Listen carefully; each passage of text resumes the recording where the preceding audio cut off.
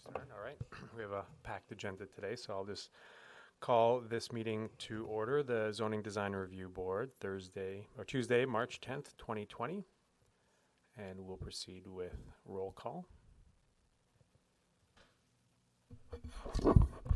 Member Cook. Here. Member Pena. Here. Member Miller. Here. Chair Zagorsek. Here. That one's him.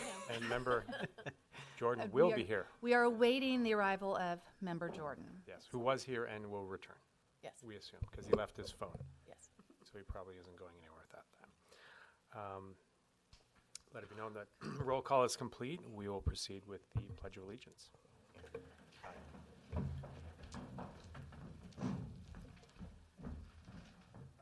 allegiance to the flag of the United States of America and to the republic for which it stands, one nation, under God, indivisible, with liberty and justice for all.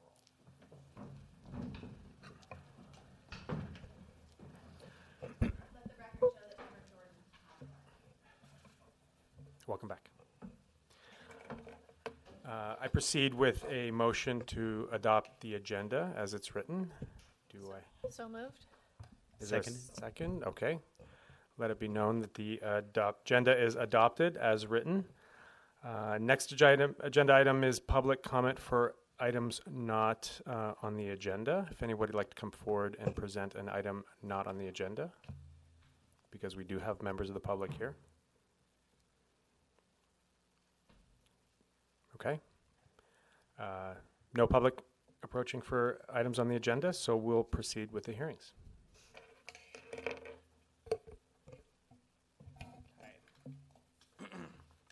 Good evening, ZDRB.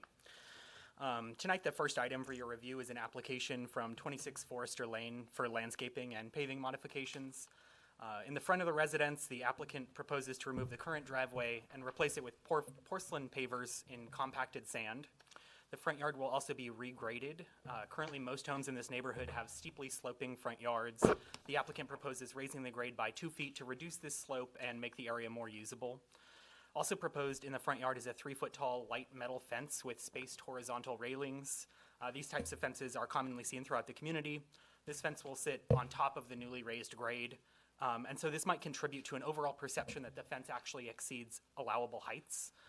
Though the municipal code states that all fence heights, shall be measured from finished grade and not artificially built up for the purpose of increasing screen height. Because the grade raise here is not designed to provide an increase in screening, staff finds that these conditions are acceptable. Raising the grade will also have the added benefit of reducing runoff to the sidewalk. In the backyard, the applicant proposes the replacement of the current pavers with more porcelain pavers set in compacted sand, like the front driveway, as well as several built-in features like bench seating and decorative metal screens.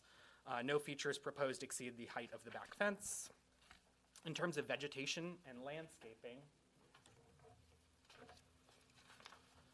the applicant proposes a mix of native and drought-tolerant plants. One tree is proposed for removal, a crepe myrtle in the front yard, though this does not meet the diameter requirement for a tree removal application. In addition, to make up for this loss, the applicant proposes planting an additional 4 to 5 trees in the front yard, likely Chinese pistachios.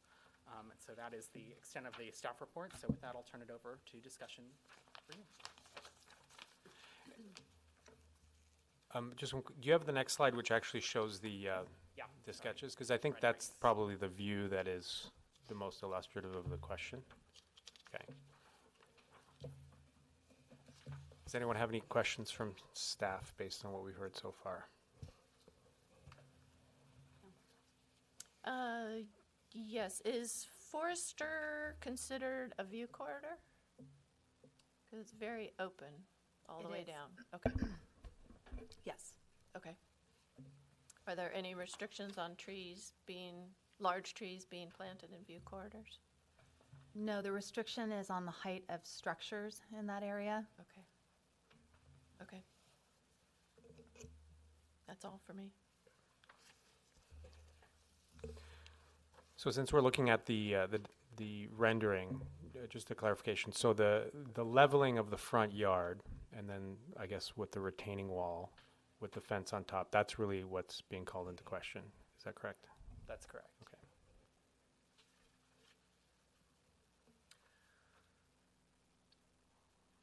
if there are other questions, does the applicant have anything they want to make comments or add? If the applicant is here?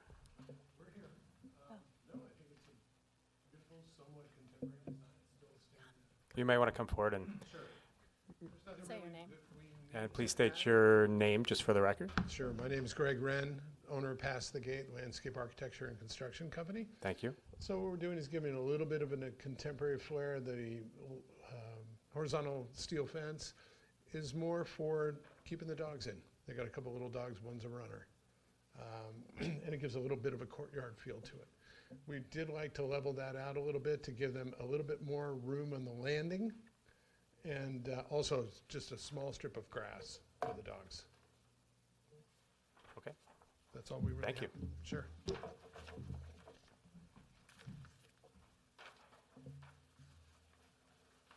I'll open to public comment if there's anything about this property. All right. If there's no public comment, I will close. And I'll pass it on to my colleagues if there are any additional comments, observations, or questions. I know in that particular subdivision, there are other properties where they've done some retaining walls as well, so it doesn't seem like this is out of the ordinary. I think it's a great design. The only thing that struck me about this plan for this site was how permeable all the surfaces were for water, and it looks like they're appropriate conditions for water runoff and drainage through the soil. Correct. Okay, so I mean it's a lot of paving, but it's a great design. So I have no other questions. I think the design is beautiful, and it will be a nice improvement to the neighborhood and what is there now, the front and the backyard. My two concerns are there are small retaining walls in the neighborhood, but none of them also has an additional 3-foot fence on top. So, and that street is very open, so I think it's going to stand out that it's on the retaining wall. I would rather see a retaining wall, 3 feet of space with plants, and then the railing, just so it didn't look like, okay, how come this person got to build a 5-foot fence? Because to me, from the street, looking down the street, that would be what I see.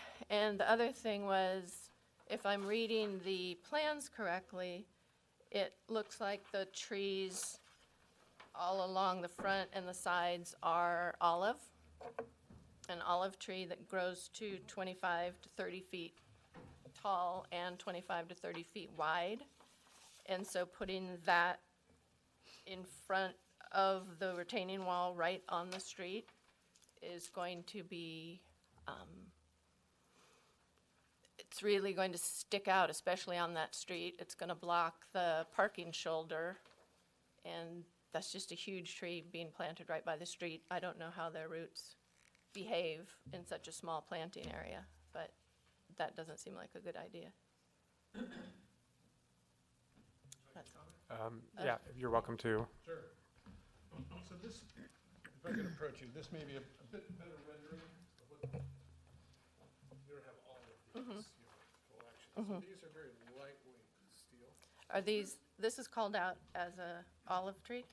Yeah, so anyway, the olives, and again, they can be 25 by 25, but they're easily held at 10 feet. I mean, we manage an olive orchard, we keep everything this high just for fruit harvest. So it's very simple to take care of that. Also, Swan Hill are relatively fruitful. Right, I saw that, but Yeah, they're that's the huge back. trees. They can be, but they're easily maintained on a once-a-year pruning. So we've got them as small bushes, almost like this. But even at that, it's going to go out over, you should probably go back to the stand there. Oh, yeah, sorry.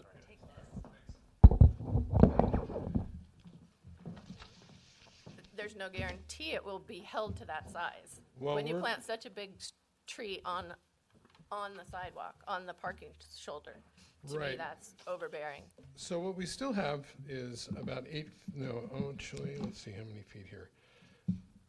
It's almost 16 feet on that. I'm looking at the original, sorry.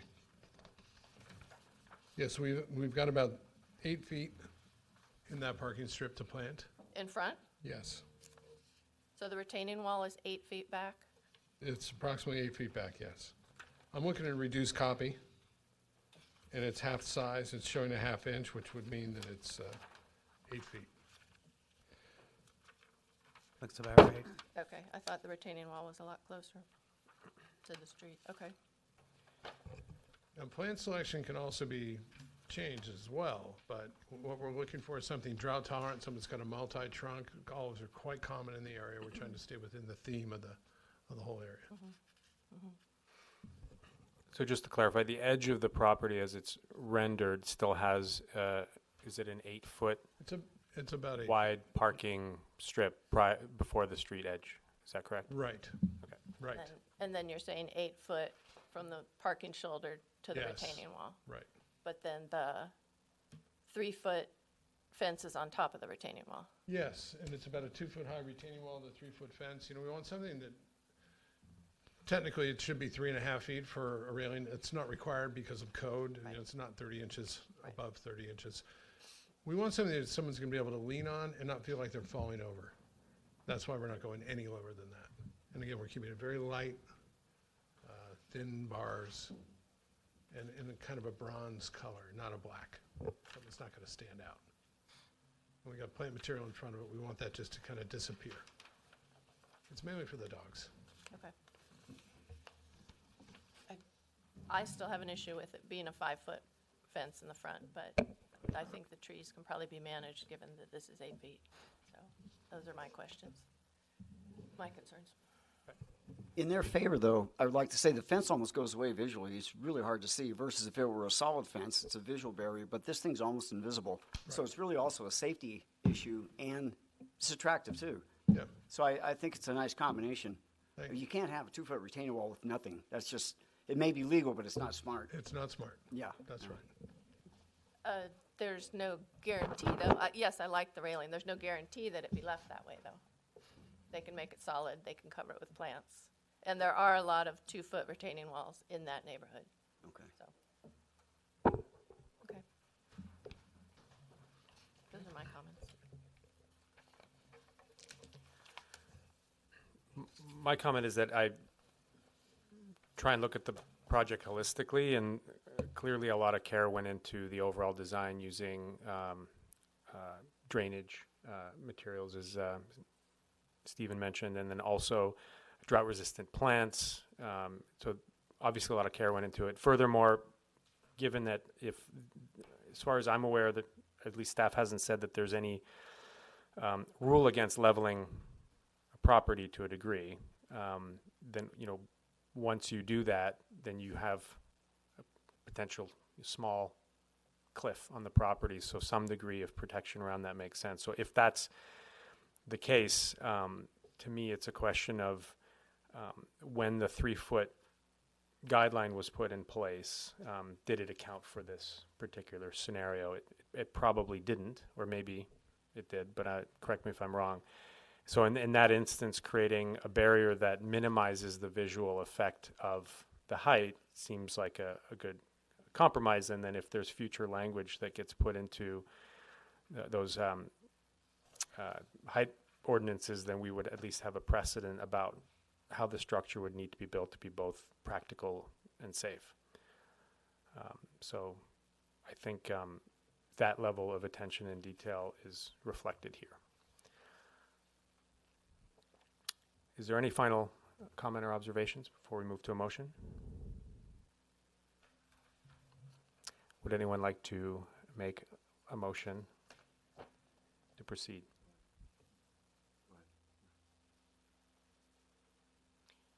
I move that the board approve the plans as presented. I second that. All in favor? Aye. All right. Got to be shown that the board has approved the proposal as presented. Do you want your drawing back?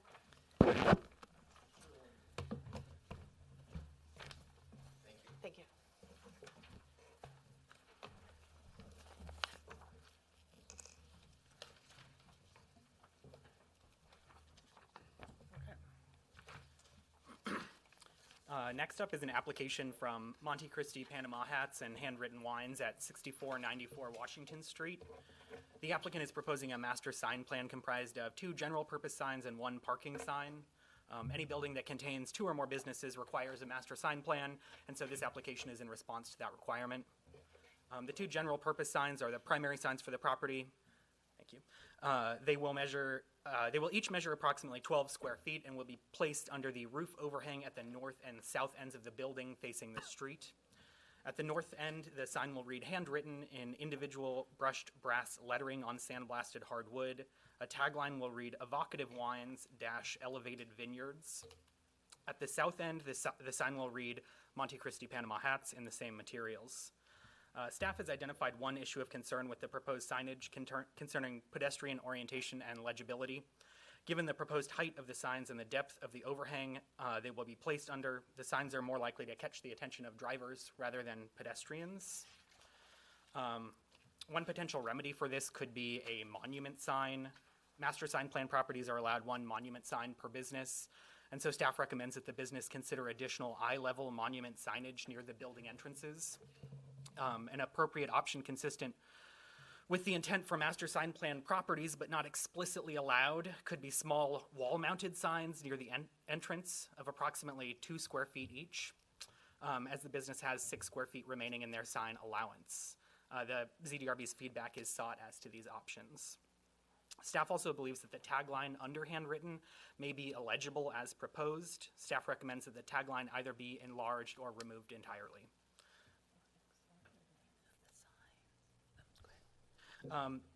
The proposed parking sign is 2 square feet, and it will be 2-sided and placed on a pole at the southeast corner of the property to direct vehicles to the back of the building for additional parking. The sign will be also made of sandblasted redwood with white painted lettering. The property is entitled to 30 total square feet of signage. This sign plan calls for a total of 24 square feet of signage.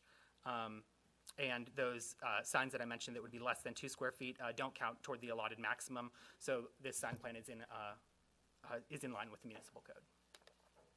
And with that, I'll turn it over to you all for discussion. Any questions of staff? So the picture that you put up is different than the picture we had in our packet? Has that changed? This is the first I've seen this, so I am a little surprised too. We were of the opinion it was on top of the roof line or the awning, and we raised concern with that. I'm not sure when this came in, frankly. It's like, I didn't catch that change. So I apologize. I only asked for a higher quality version, and they sent me a different version. Okay. So, yes. Just one second before we just have to, we're just going to finish the questions for staff before we bring you. I'll call you up when you're ready. Thank you. As proposed, these were placed to the north under that triangle. Okay. And the existing Monte Cristi Panama Hat sign will remain or be removed? that's a temporary sign, they'll remove it. Okay, that's all I had for questions.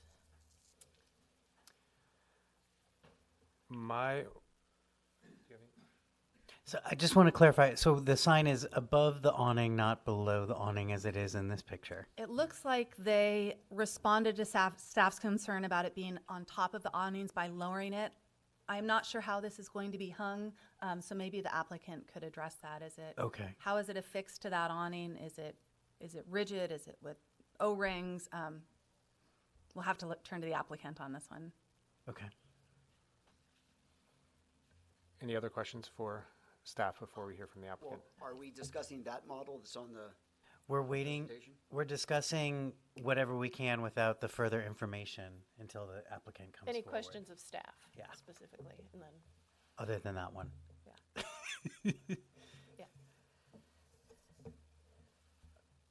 Lynn, any questions? No, I I'm do have- not looking at both of the different positioning I now. only had one question, and I think I know the answer. Was there any indication of for the parking signs as to the placement of those, where they'd be located? Southeast corner of the property. Southeast, would it, And the dimensions are in the staff report. I can't recall them off but the is top it, of my head. They're, I assume it's next to is there a It's gonna be driveway? next to the driveway that leads It's back back, a certain number of feet off the driveway. I think it's about 3 feet and a certain number of feet back from the sidewalk. intended to stay out of that vision triangle that you need to enter and exit the driveway, but in proximity so that it serves its purpose. And the north side of the drive at the south end of the property, but north Yes. of the drive. Okay. Exactly. Okay. If there are no questions remaining for staff, we'd love to hear from the applicant. Thank you so much. Answer our questions. Thank you, members of the board and staff. Yes, the change was in response to staff concerns about visibility, and I think we all agreed that indeed hanging off of the awning below would allow for pedestrians a cleaner line of sight to the sign, as well as for drivers. I think it would do the dual use. The sign will be hung with O-rings, so it would not be rigid attached, but it would hang down very close to the top of the metal awning. Is it going to be to the front of the metal awning? To the front, okay. The awning, there is a little bit of indentation into the doorway there, so the awning does not stick out all the way out on the street, but it does maybe by 2 feet or so. So the awning, from the building to the edge of the awning, approximately how deep is that? About 2 feet. 2 feet? Okay. And I'm sorry, I have a question too. Sure. What is the distance from this level of the patio to the bottom of the awning? Because there are restrictions on how much clearance we need, and we haven't had a chance to look at that. I'd have to look at our plans to do for an exact height, but it does have those picture windows above the doorway as well. So if I had to estimate right now, it would probably be 15 feet or so above to the awning. Okay. Does that meet? I think that meets it. I'm looking it up right now. And so the sign itself would be 24 inches, so hanging off that awning another 2 feet.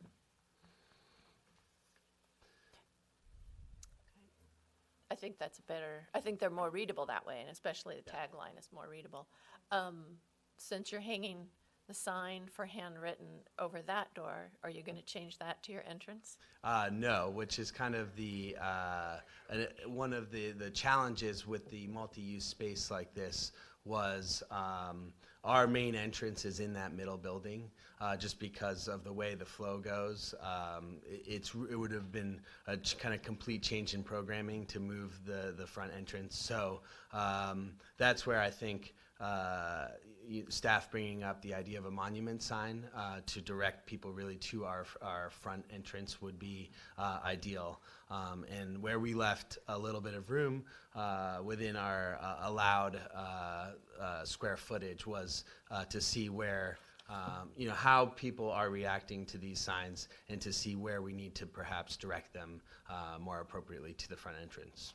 I think it's unfortunate that isn't your front entrance. Yeah. Everybody assumes it to the point that you have to make a sign to tell them to go to the other door. I think at some point you might want to consider changing that, but yeah, the signs are great. I like them. I wanted to comment on the staff had written that the tagline below the word handwritten seems like it's out of proportion. It's definitely small. I wonder if that'd be something you'd address and make that a larger font, something bigger, a little easier to read. That is something that from the first time that staff saw these renderings to now, we did actually expand it from to the whole sign. In our branding, the tagline is typically within the handwritten part, and so we did expand it a little bit as well. And so I think as you would approach the sign, you would be able to, it would be pretty legible. I've always felt that signage should be bold enough that you don't have to work hard to read it. It should just hit you. Whatever it is, for safety reasons or to advertise your business, you should just be able to see it. And so that was my point. I agree with the staff on that note. Understood. Sure. One of the reasons why we did want the tagline in there is originally when we had our cottage up in St. Helena and we just had handwritten on its own. There was a lot of confusion about exactly what we were doing in there. A lot of people coming in asking for stationery and pens, and while we do have that as well, we did want to clarify that we were the main source of our business was wines and vineyards. Yeah. So where did this signage originate? Was this part of the architect's plans or the designer that you're working with, or your staff? It was or- with our staff in Monte Cristi. We wanted to make sure that we were coordinating very closely. We also wanted to have a feel for the final scope of the building. Both Monte Cristi and ourselves were responsible for the interior of the building, but the shell was a different scope altogether. So we wanted to make sure that the final sign package really reflected the aesthetics of the building, and one of the reasons why we went with the redwood. And have the two companies consulted with a design professional on the signage? We are using Napa Signs, who helped us with the design of these signs. Okay. That was my concern. To me, as a architect and designer, I look at this and I am considering the ramifications. It seems to me like it was, and actually the lack of commitment to above or below that awning is kind of proof to me that it's not something that was designed in Gestalt with the building. It feels like an afterthought. When it's above, it's hard to read from the street. When it's below, I'm concerned that it feels large and that it blocks those windows that provide light into the space. And it makes me wonder what it looks like from the inside. Sure. Because I think that would be not as elegant as being able to see the light go all the way up to that awning and then look out. So it concerns me. It feels like an afterthought. Definitely a fair point, and one of the reasons why we wanted to do it above originally was because of those windows. We did not want to block the light. As it turns out, living in the space for a while, the light is actually becoming a serious issue. It is intense, let's just say. So, in fact, that is, I think, going to really help our guests enjoy their experience in the afternoon, and we'll have to eliminate us really putting more shading and stuff. The light is quite intense in the afternoon. Let's just put it that way. Okay, that's not comforting to me in terms of how one solution helps another issue. Sure. I'm not confident that that's the right answer. I don't know. It just feels a little lacking something for me. Understood. For us, the challenge was that because we are a multi-business space, we wanted consistency, and that limits our options for sure in terms of design and where is an appropriate signage could be. So, Okay. yeah.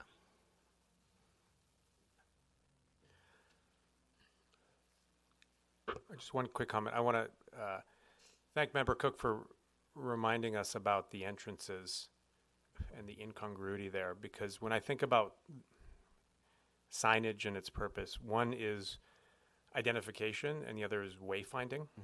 And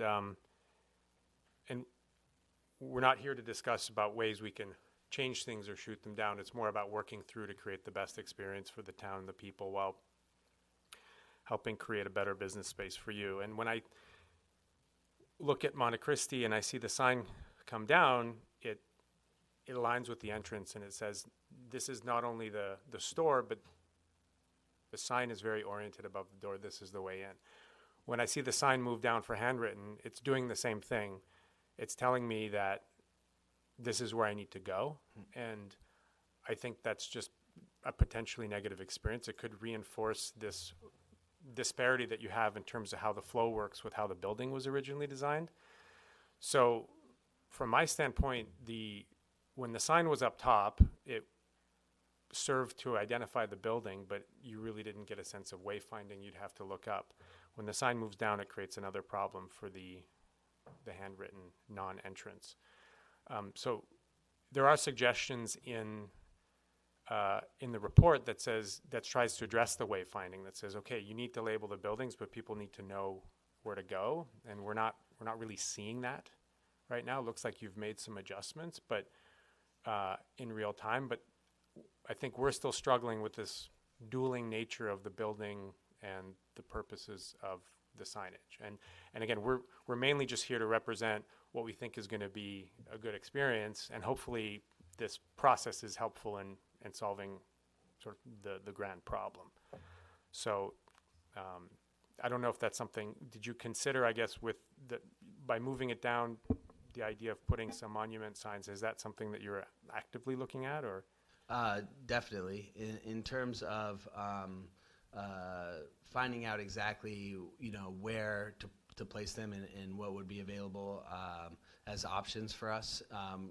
One of the things is that, we wanted to, again, really create consistency in terms of the look and the feel of the building. But I think that we really create an opening environment with the way that we program opening the doors and all of that. And so even without a sign altogether, there has been some confusion, but I think people are starting to see the natural path into the opening door, and having a monument sign is definitely an option that we'd love to explore. Any other questions for the applicant? I would like to see a rendering of the whole building with the signs where they are in this rendering, and then where the possible monument signs could be, just to kind of get a sense of the congruency of all of it. I thought I would share too, based on Member Miller's comments. When the building was originally designed, the signs were extremely conceptual at that point. Certainly at that time, we didn't know who the second tenant would be. But at that time, they were smaller wall-mounted signs at the entry. And staff thought that was positive in terms of this wayfinding idea, especially since the ends of the building don't represent both entries, that something like that could be oriented to the pedestrian, draw people into the building. And maybe there is some room for that on a master sign plan property instead of a monument, where it essentially serves the same purpose. And that way, the two signs that are above, they do provide nice symmetry and balance for this building, and they identify the businesses that are there. But the smaller signs might be able to achieve the wayfinding purpose. And there still is some unused signage. There's only 6 square feet left, but something 3 square feet or smaller may be appropriate. And I think you don't need something bigger than even 1 or 2 feet at the pedestrian level. So that was why we put those comments in the staff report. I think a sign on each entrance makes a lot more sense to me than a monument sign, because a monument sign doesn't really say what is where. Me too. It just lists that there's 2 properties, 2 businesses on this property. So I would be fine if you wanted to do it this way, because to me they look nice up above, but I don't think they make sense for the public. I think labeling near your door makes a lot more sense than putting it where the door is not. And I would share too that it may take some interpretation of the master sign plan rules for a property that allow each business to have 1 wall-mounted sign and 1 monument sign. But the question for the board is there room for 2 wall-mounted signs if they're not taking advantage of the monument? And I think it's a question worth discussing. Mm-hmm. You mean in addition to these signs? Or the other 2 signs, the 2 that were presented in the staff report. Above.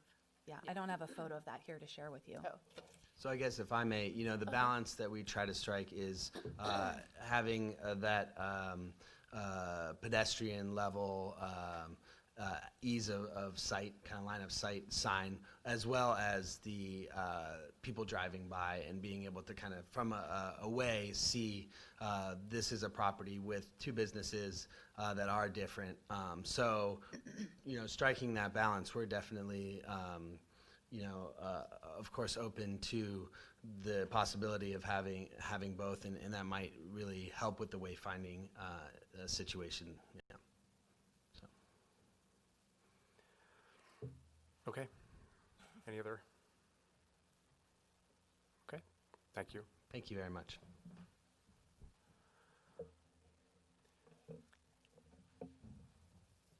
So I think to try and summarize where we are now, there's the original signage that was not hanging ideally is something that you see from the street as you're walking down the sidewalk. If you're looking for the property or if you happen to see it, you get a sense of what it is. The issue that was presented was as you get closer, it's no longer in a position to be convenient because it attracted your attention, and therefore it was lowered. But in lowering it, it's less effective at identifying itself from the street, and also starts to act like routing to an entrance that is not an entrance. So I think one thing was changed and created another problem, and there's been a lot of talk about a wall-mounted sign or something that helps you understand where to go as you get closer. Given the complexity of the property, it's not straightforward. I mean, people do find it. It's not complicated either, but it seems to me that there's some missing elements for us to be able to feel confident that the solution has been presented. And to Member Pena's comment that seeing the entire building, understanding what the plan is and how it all works together is going to be important to strike the right balance, both aesthetically and from a utility standpoint. I think it'll help make the case too for this if we're actually looking at the handwritten side of the building with the signage on it rather than the photoshopped, closed entrance. I thought that was actually handwritten's entrance and had some kind of a screen there that they were blocking for, I don't know. I was confused by this rendering. So, and now that I understand what's going on, I'm still a little confused at why this is the solution. That's actually a good point. Is the image on the right essentially the same one as the one on the Yeah, left it's with the just black Photoshopped. square on it? Mm-hmm. Yeah. So that's odd. I would love to see what the actual condition is of the door under the handwritten sign that they're apparently not using as an entrance. Like, does it have additional signage taped on the inside of the window that says go over there? Yes. Or, It does. yeah. So, I don't know. It just feels like it's like we're the tail is chasing the dog here instead of being design forward and designing a solution that's as thoughtfully considered as I consider that building to be. I mean, it's just such a beautiful building, and this feels like it's a slapdash solution. So should we make a motion to decline, or what's the other word they use? Not To suspend. continue it To to the next continue it. meeting based on the comments that you've shared. Okay. I'll make that motion. I move that we continue this to the next meeting and hopefully get a solution from Handwritten that responds to some of the things that we've brought up today. Can you include in that we can see a full rendering of the front of the building as Yes, well? and that a rendering is presented to us that's more realistic of the entirety of the building and the context of these two signs over their respective doors. I second it. Approved? Yeah. Aye. Okay. Motion is approved.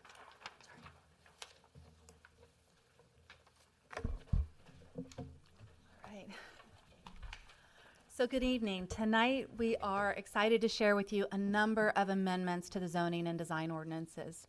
And they mostly flow from the general plan update, and it includes many of the larger policies that apply to properties in town. But it was also a chance to clean up the layout of the zoning and design ordinances, to make simple cleanups for the ease of the reader, to make it easier to find information, and to make it consistent amongst all the different chapters.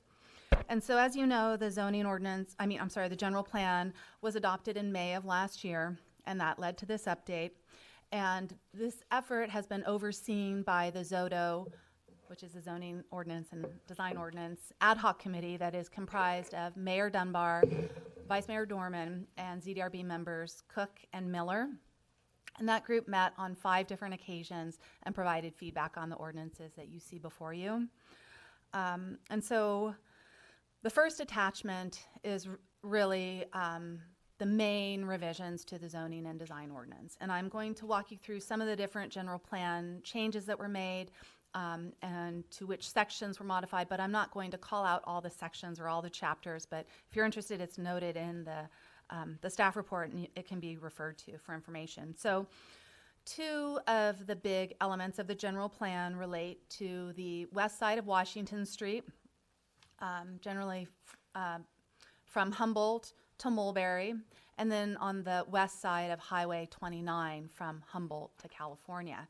And there are two new policies that provide an option for a limited 3-story building and for an increase in the floor area ratio. And that is really for something that provides some level of community benefit, and that brings a diversity of retail or services or things that we may not see right now. And we were able to incorporate that into the primary commercial zoning district and the public facilities zoning district, and you can see those changes in in Title 17. And then related to that is the concept of substantial community benefit. And that idea we are presenting in a resolution that is one of the attachments, and that further defines what an applicant would need to present to qualify for this limited 3rd-story element. And it includes such things as completing or contributing funding toward affordable housing, to providing underrepresented retail or office space to third parties, not part of the project, but as a rental. And there are more examples that are explained or spelled out in the resolution.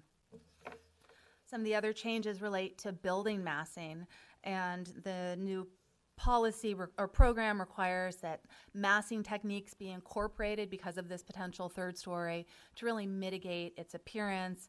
And so partial upper stories or setbacks for the upper story volume are required.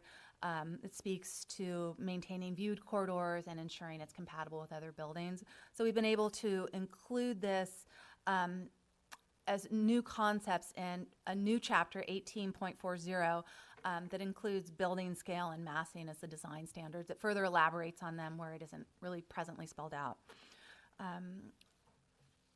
There's a program in the general plan for North Washington and the 6 residential parcels that front on to Washington Street, the only 6 residential parcels.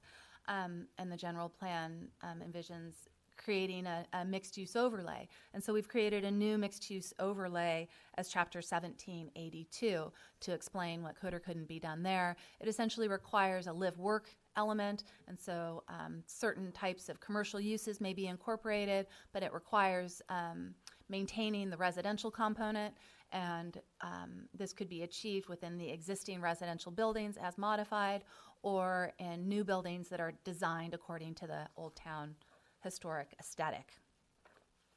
Then there's also the general plan program to rezone the 2 vacant parcels on Humboldt Street from Old Town historic to residential scaled commercial.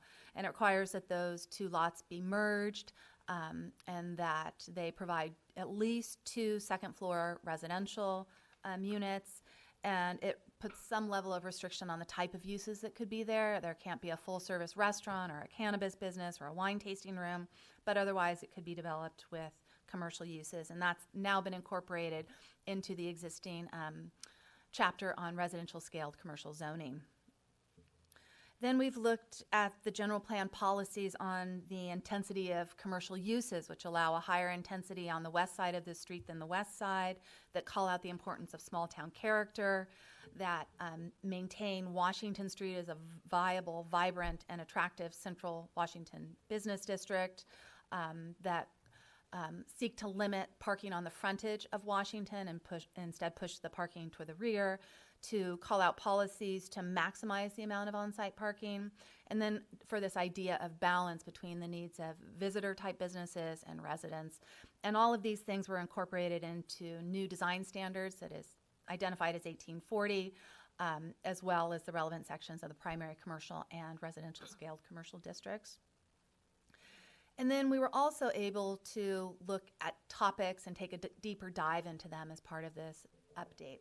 And one of the things we looked at was top story floor area and whether that was achieving the desired goal. And the current requirement is that provides a range between 33% and 40% of that second floor of that development can be on the second floor. And to simplify the calculation, the proposal in the ordinance is to bring that to 40% across the board, and it changes the terminology to top floor rather than second floor because of this third floor bonus that may be possible. We looked at the rules of open space and included a new requirement that pedestrian passageways should be at least 12 feet, and that was really to make sure that the open space isn't tucked and hidden behind buildings and that has this this public benefit and that it can be seen from the street.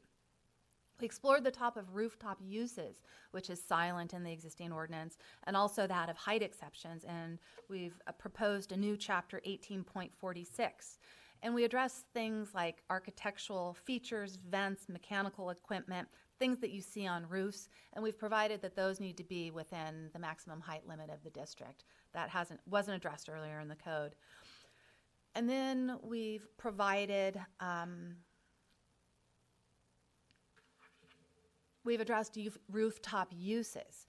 And with those rooftop uses, we've allowed them on the top of the first floor in the residential scaled commercial zoning district, on the second floor of the public facilities and residential scaled and the primary commercial district, and then on the third floor of really the wine train property because it's set apart from town. Habitable space and permanently affixed structures are not permitted in excess of the height limit, but temporary structures like umbrellas could be permitted in excess of the height limit by 8 feet, provided it's no more than 20% of the floor area. And that's to really allow those types of features for use of a pool deck, but not have those overwhelm the massing or height of the building and lead to something much greater. One of the things we did in this update is we've relocated the development standards from Title 18, the design ordinance, into the zoning ordinance in tables for each of the relevant zoning districts. And it creates a one-stop table for an applicant to figure out what the rules are. And we anticipate that we might discuss this in later phases of the zoning ordinance update as to whether these will be single tables for all of the residential districts and all of the commercial districts, but we have yet to approach the Old Town commercial districts or any of the other design standards for relation of buildings to the street, building elements, and building materials. So you're seeing a first version here in the table, and you're seeing new design standards in Chapter 1840, and we'll be probably elaborating on those. So we've provided clean clean versions of each of the ordinances, but if you're interested in tracking any of the work of the committee over those 5 meetings, you can see the red line version and also the margin comments that describe what we were doing. Then the next 4 ordinances that you have attached to the staff report are really for to rezone certain properties in conformance with the general plan designations. And one, it relates to Hotel Yountville, and that is to rezone the northern portion of the property from residential scaled commercial, which has limits for hotel property, to planned development. Another is for the Humboldt Street parcels that I mentioned, to rezone it from residential scaled commercial to from Old Town Historic to residential scaled commercial. The third ordinance is to apply the overlay district to North Washington, and then to identify the other overlays that are in the ordinance but aren't shown on the map, and those include the retail overlay, the gateway overlay, and it also includes a designation over the entire creek for the creekside overlay. So all of those changes that are before you tonight represent phase 1, and what we are seeking is your discussion and feedback. Ultimately, we'd like to have a recommendation that we can take to town council, and we tentatively plan on taking that to them April 7th. We will be back before you for future phases. We envision 2 or 3 more phases. We have identified a couple of items for the next phase, which is looking at all of the use categories for the zoning district, and you'll notice in the red line version, we called that out for all of those. It's also looking at the criteria for permits, what you can also term as findings, and it's looking at definitions. We might make that phase a little bit broader to address some other items, but we'll be looking at that next. But tonight before you are the draft ordinances and the resolution for your comments and recommendation. Okay. Just as a process reminder, we'll use this next time to ask staff questions, and then afterwards we'll open for public comment, because there are folks from the public here who may want to participate. Oh, I did want to mention that we have received one public comment, and it's in it was an email from one of the residents of the Humboldt rezone, and it's at the dais. Can I make some comments? Yes, please. I would like to, since I was on the Zoto review board with Member Miller, I want to thank staff and our consultants for making this as cohesive as you did. I mean, the depth that you went into this to make it clearer, to make it so it has purpose, and for clarity was really, really an undertaking on all your parts, and I really appreciate that. So thank you. It made it doable, possible. And the resolution is up for discussion, but the ordinances are just to get those passed so that it matches the general plan. These are not up for discussion. These have already been decided. They're in the general plan, right? These ordinances. The general plan is in the general plan. Yes. The way we've incorporated them Yes. into the ordinances is up for discussion. The way you've incorporated Yes. the method, but not yeah. the subject matter. Right? Right, Yes. right. I just wanted to make sure people understood that. Thank you, yes. Okay. That's it. I'd like to second my appreciation for the amount of detail that went into this. Just not having participated in the process to see it come back, especially after we had an early exploratory meeting, and then there was a conversation about how best to proceed. It just always, when the feedback circulates and everybody aligns, clearly there's results. And Yes. having worked with Member Cook for a while, her feedback is high praise. Thank you. Any other comments or questions Of staff. of staff? Sandra, my question is really regarding putting forward and approving what we have before us, but then looking at how it affects other areas at a later date, such as the table in 1840, and how that might pertain to the Old Town District. Are we tying our hands here? Are we proposing to do something that we haven't yet considered for another area, or is? No, you are not. These are standalone, and they can be implemented immediately for the changes that I've described. When we look at future phases, it will change how we incorporate those new sections and potentially how we format them, but those will be up for a fresh review. They won't be bound by any of the decisions made here tonight. Okay. The other question that I had, thank you, is having to do with the overlays that you mentioned, and wanting some additional clarity around those overlays, because I don't feel like I have the proper understanding of those overlays yet to determine how they apply in what we're reviewing tonight. Okay, I think I'm going to, since I don't have a map to share with you, Yeah. I'm just going to walk over to the zoning ordinance and share what we're doing. So what we are doing is simply designating the location of the overlays that are already addressed in the narrative sections of the zoning ordinance and noted in the general plan. One is the gateway overlay, and it applies only to the intersection of California at Washington. And so we've, circled the wrong area. It applies to the Hotel Yountville property.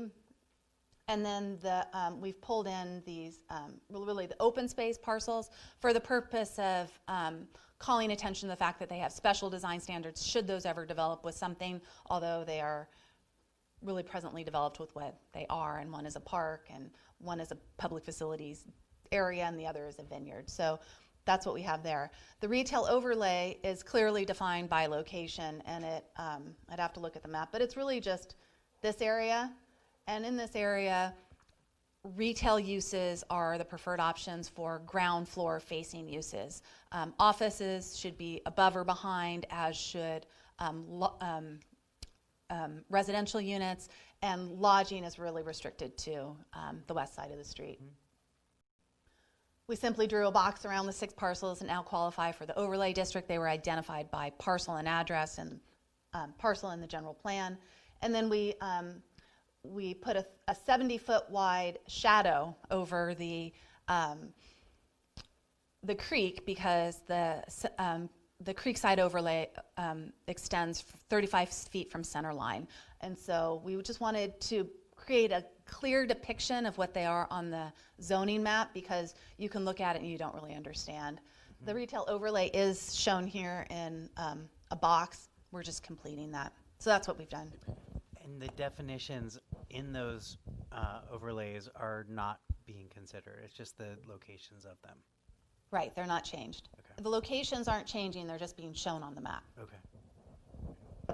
I see. Okay. There are several areas in the ordinances where it talks about substantial community benefit. Can you define that a little more clearly? That is defined in the resolution, and let's turn to that. It's the last attachment before the red lines. Got to get there first. It's a separate, separately. So it's Exhibit A that describes what that should be, and I'll just read it out loud because I think this is important. So the following are examples of possible substantial community benefit. One or more of these or equivalent benefits, as determined by the town council, may be required to possibly qualify for the height bonus, and that's the third floor height bonus. One is completion of deed restricted affordable housing and or workforce housing in addition to payment of the required affordable housing fair share fee. The next one is significant funding or partnership toward actual construction of deed restricted affordable housing and or workforce housing, again, in addition to the fair share fee. Inclusion of a significant amount of rental space for parties other than the project applicant and above what the zoning district or overlay designation may allow. That designation allows a bonus, and so if you were to use your 25% space, you'd have to do maybe less retail or less wine tasting and more office. Inclusion of a significant amount of underrepresented commercial retail space. We discussed that and didn't want to further define that so that it could be evaluated by the council on a case-by-case basis to determine what that is. Inclusion of uses that provide opportunities for residents, such as publicly accessible recreation opportunities like a fitness center, pool, spa, social and meeting room space, business center, and or other similar concepts. Provision of facilities for significant public parking beyond what is required by the project uses. Completion of significant utility undergrounding beyond what is required by the project development. Incorporation of significant green building techniques beyond basic code requirements in order to reduce the project's greenhouse gas emissions. And then there's a closing statement that the architectural techniques to minimize massing are required. Thank you.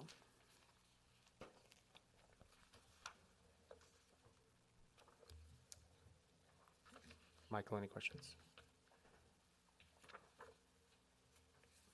I have some questions. Yes.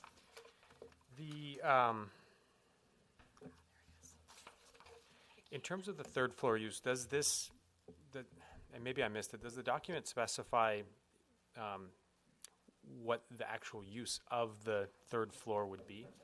In other words, it's saying if you meet some of the requirements and with all the guidelines, you can, have the third floor in the particular zones, but it doesn't really specify per floor usage, or is it however you want to use it? It's guided by that resolution on substantial community benefit, what might qualify for it, and then I'll say that's divvied up at the time of application Okay. to ensure that there is a significant amount of those other uses to qualify. Okay. The I had a question about, so the west side, the area west of 29. I think the opening document says the west side highway between Humboldt and California, and I'm assuming even because those streets, like Humboldt does not extend, you're just using it as a marker. Yes, yes. That's really a very thin stretch. Did you mean to say like Humboldt, or is it really to Mulberry? I'm just curious. I wanted to make sure I understood what the what is the Let me go look at the map. yeah.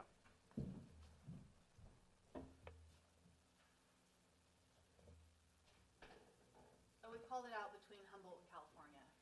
But are But we we also, in the PF district, so that includes the wine train property. okay? Which gets very narrow in this area. So we've identified, and I'd have to look at the language, the area that is developable counts toward FAR, and that might be ultimately a smaller area that could be developed over there. So the total square footage of that land counts towards the developable land, but if they choose to only do that wider bottom portion of it, then that's used for the calculation. We identified the property in the general plan, but then further specified how it could be developed in the zoning ordinance update. Okay. Yes. Just curious.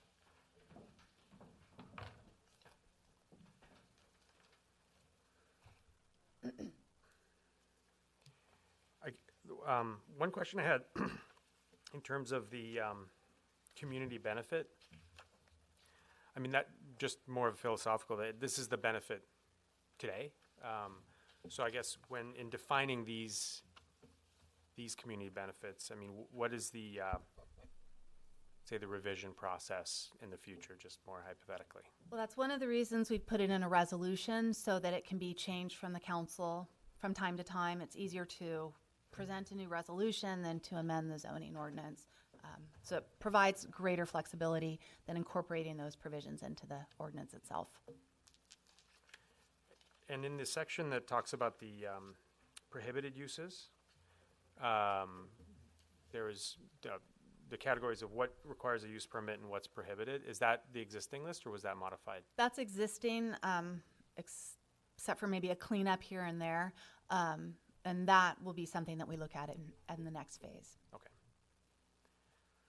Hopefully to get rid of lists. We'll make Really, a- to simplify We it, talked yes. about that as a goal. There are multiplication of lists that we It have is to reduce very detailed, and we think there's a simpler way to approach it. through listy. Okay. I had another question. As part of one of the ordinance changes, so this was the rezoning two vacant residential parcels in the northeast section. And then from Old Town Historic to residential scaled commercial. I guess the question was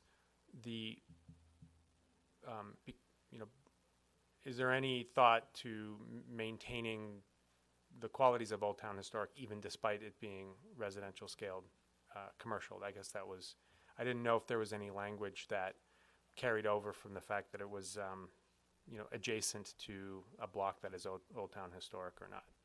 I didn't know. There are no special design standards or guidelines that would apply to that parcel, and the overall residential scale commercial guidelines and standards would apply. It is more limited as to uses, and any design is obviously reviewed by this board with a recommendation to the council for final approval. So special consideration can be given to the proximity to other residential uses. But it's not specifically called out here. I have two more questions. With the modifications to favor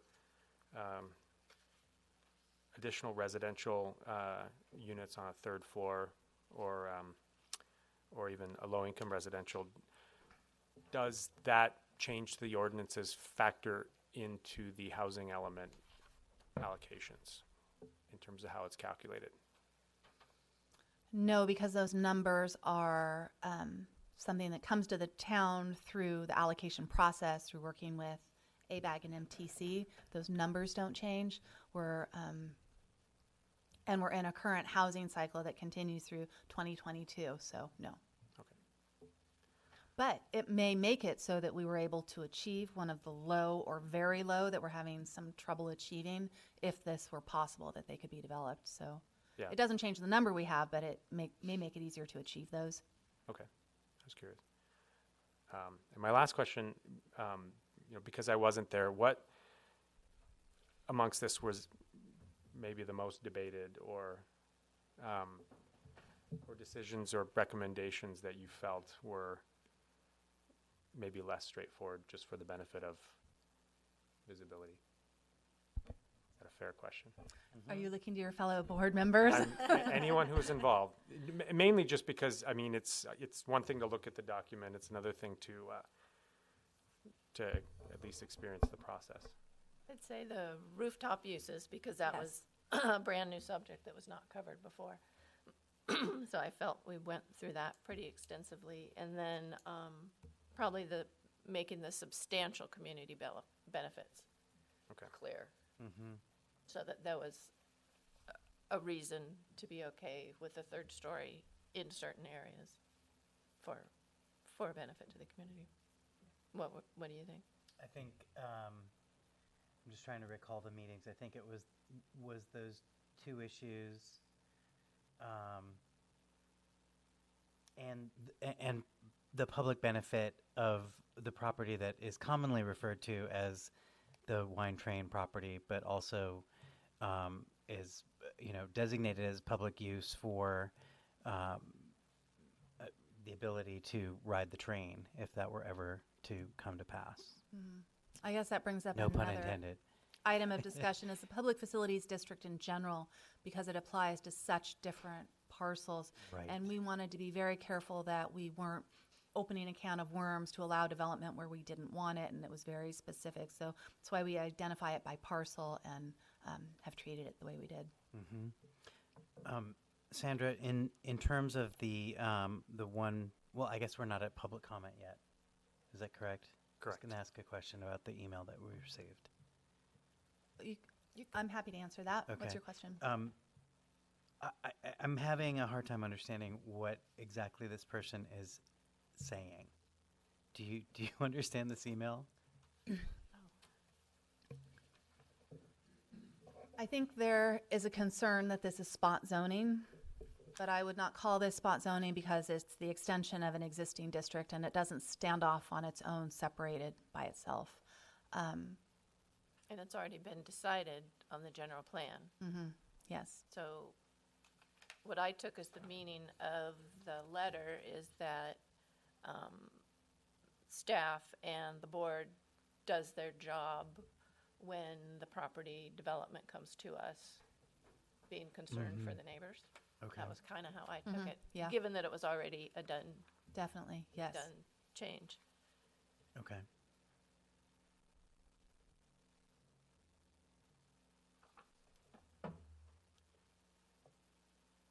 I have a question, Sandra. Is the Yountville Elementary School that's a public facility use as well, correct? It is, yes. Okay.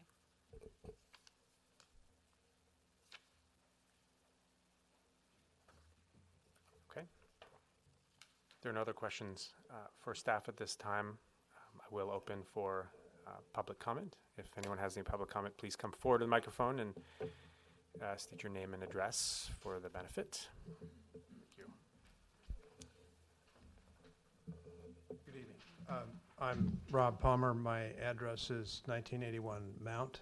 I have a sort of a question. First of all, I wonder if someone could explain what it means for the property when it changes from Old Town Historic to residential mixed use. That's just not, I'm not an expert in what you all do, and that's not clear to me, and it would be helpful to understand that change, what an example of the commercial element of that might be. The other is, I was very happy to hear the public benefit you were describing expressed in terms of low income and workforce housing being a primary driver of that.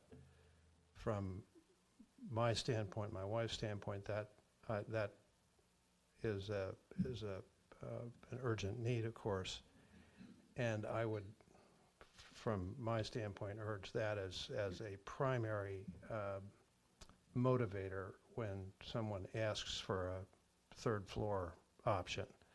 The last thing, and then I'll sit down, is I wonder, is there an area on the map that the third floor option will relate to, or is it all over the place? And I'll take my answer offline.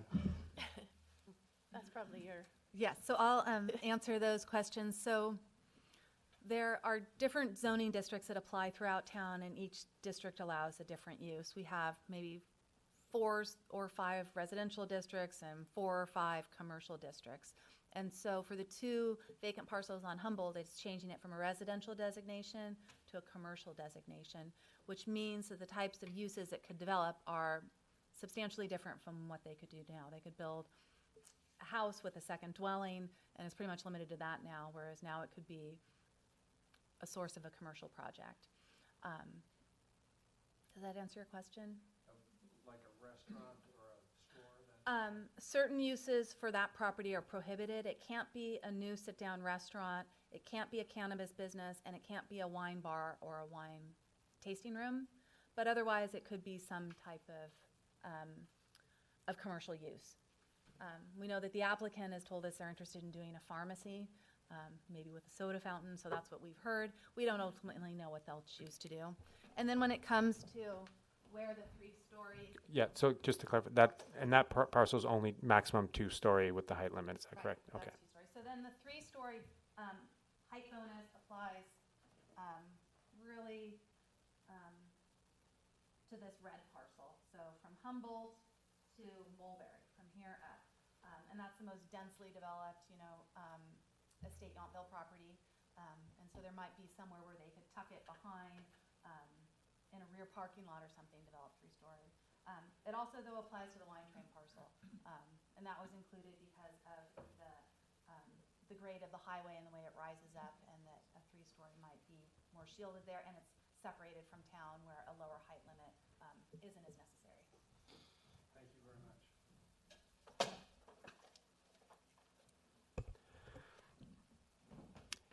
Is there any other public comment at this time? Okay. I will close the public comment and pass it back to the board for any additional commentary or questions.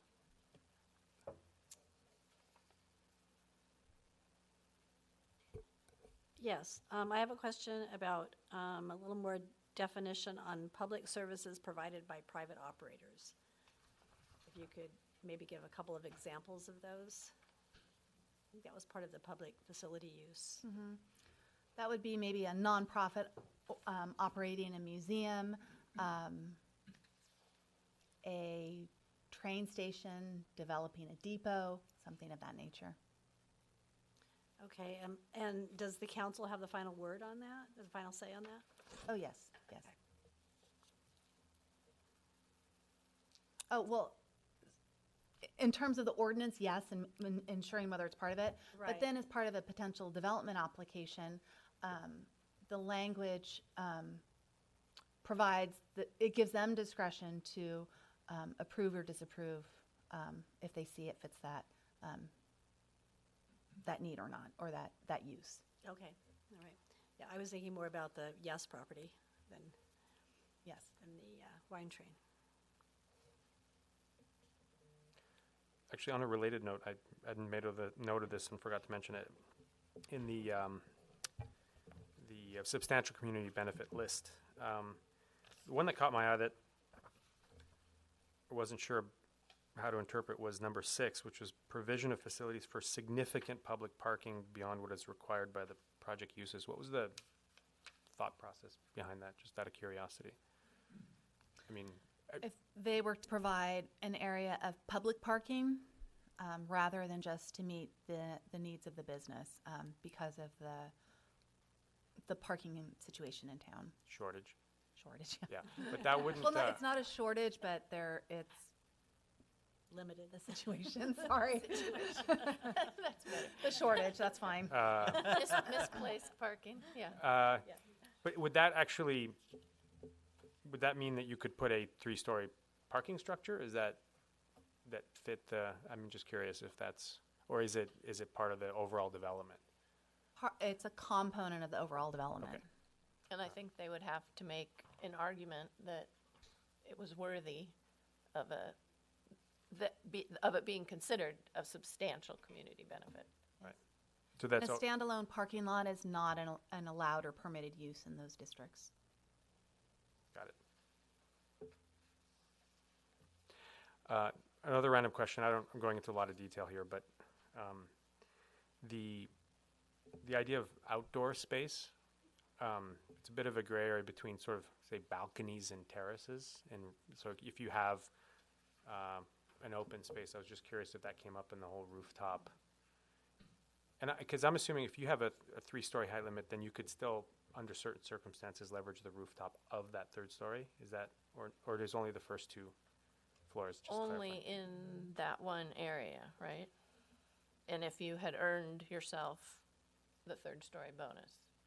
But otherwise, in the residential scale commercial, you can only put it on the 1st floor. On top of the 1st floor. Protea. And it couldn't go to satisfy the whole open space requirement because it has to be at ground level and to break up the massing of the building and provide visual relief for people on the street. Sure. It's a different kind of open space, yeah. Sorry.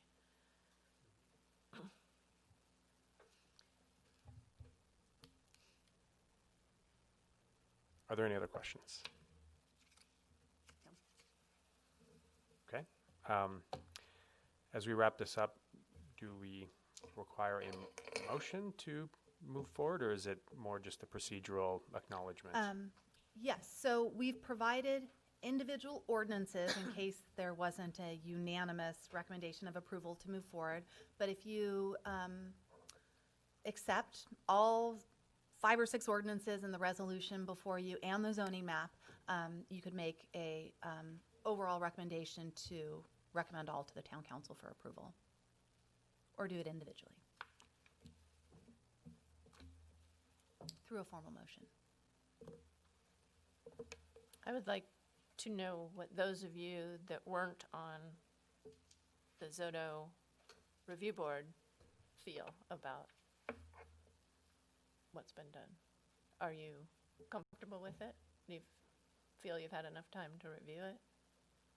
I wouldn't want to make a motion and override what you guys are thinking.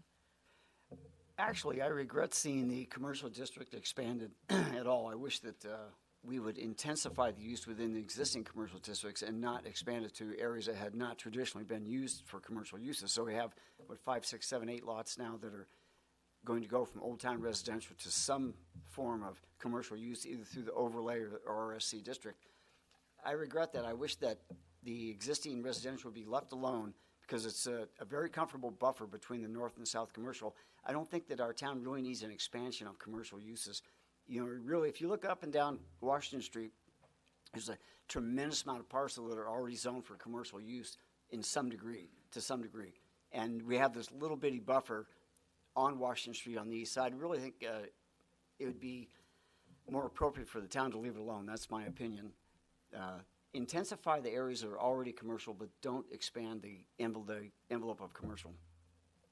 That was already decided in the general plan, the step, right? Okay, so that's not anything we can do anything about.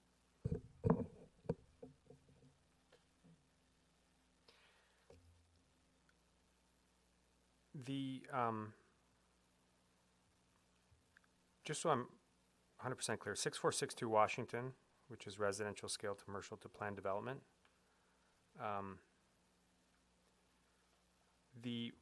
What is the primary difference between residential scale commercial and planned development?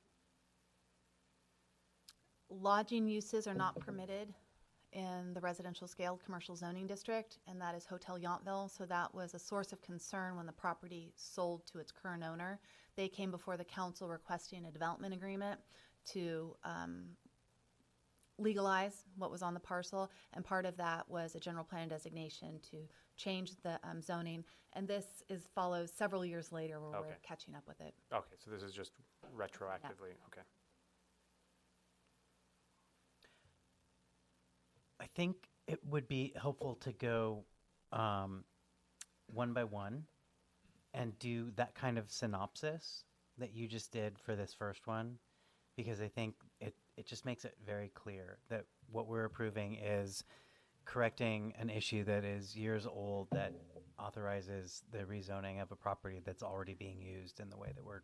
Well, I think the only other one that there may be some question about, and I'm just realizing now I didn't mention it in my staff report, it's the fifth attachment, and that is to pre-zone a portion of the Domaine Chandon property that is located in the town's sphere of influence. And that approximately 10-acre area of the overall parcel that is zoned limited commercial in the county, it being within the town sphere of influence, provides an opportunity to pre-zone. By pre-zoning, it doesn't mean that we're amending or we're annexing it into our into the town limits, but it puts the most realistic zoning designation on it should there be future discussions or future action there. But that doesn't happen by the pre-zoning.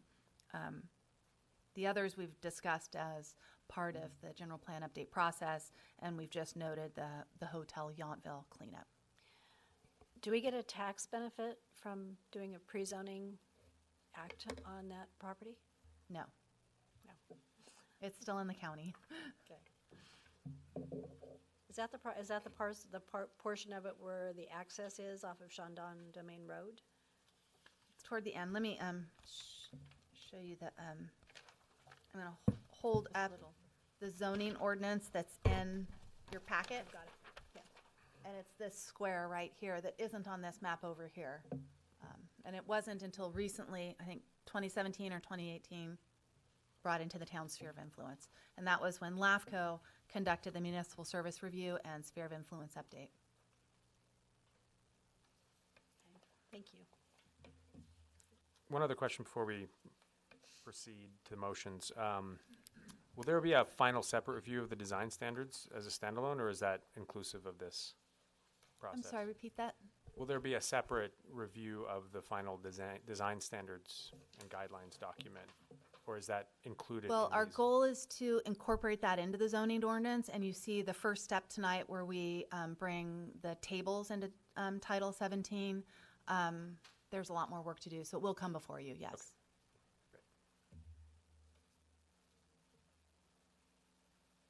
Okay. Does anyone else need any of the synopses for the 5 ordinance changes before us? Which one? Do you need any more summaries or synopses of the 5 zoning ordinances? thank you. So in that case, for efficiency, I would make a motion to approve these changes as currently.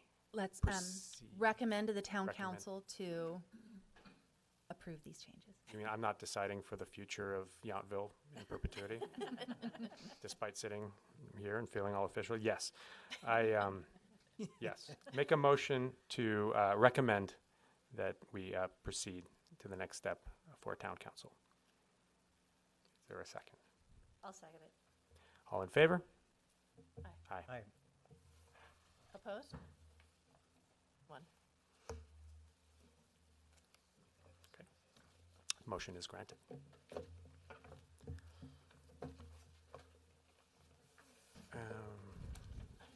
And those were the 5 resolutions. the 5 ordinances. I noticed you kept the resolution separate. Did you want to address that separately? not intentionally, but for the purposes of thoroughness, I will make a motion to adopt the resolutions as modified and recommend that they proceed to council. Is there a second? I'll second. All in favor? Aye. Opposed? Opposed? One.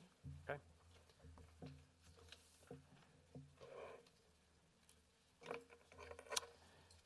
And if there is anything else, we will conclude this Do we need session. to make a motion for the map too, or is that part of the resolution? Those are included in each of the ordinances for the rezone. Okay.